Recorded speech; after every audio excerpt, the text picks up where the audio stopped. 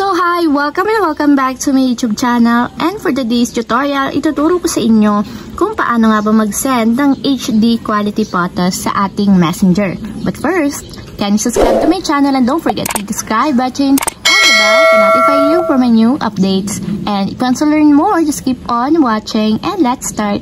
So ayan guys, for today's video, may bago na namang new feature sa Messenger. So yun nga, kailangan muna nating i-update ang ating Messenger application para madagdag na siya sa features ng ating Messenger. So i-open ko na yung aking Messenger. So kung hindi pa updated ang inyong Messenger app, pwede kayong mag-update sa ating Google Play Store.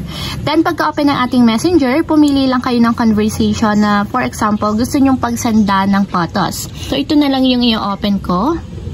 Then, after nyan guys, tap lang natin dito yung add images. So, tap lang natin. And kung makikita nyo guys, pwede na tayo ditong mag-send ng photo. So, yun nga lang, kailangan i-turn on muna natin dito yung HD dito sa side.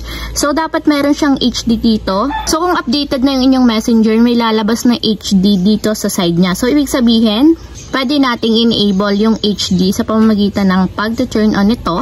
Tulad nyan. So, dapat magiging kulay blue siya para ma-enable yung HD quality photos. So, pwede naman nating i-disable and enable. Then, kapag naka-enable na yung ating HD quality photos, pwede na tayong mamili or mag-send ng mga photos na gusto natin. So, katulad nyan, then tap send. And kung mapapansin nyo, once na naka-enable ang HD photos natin, malinaw at maganda ang quality ng mga photos na masasend natin sa ating messenger. So, ayun lang guys, ganun lang kasimple kung paano nga ba mag-send ng mga HD quality photos sa ating messenger. If you have a question, can you comment down below and don't forget to hit the subscribe button and the bell to notify you for my new updates. And thank you for watching!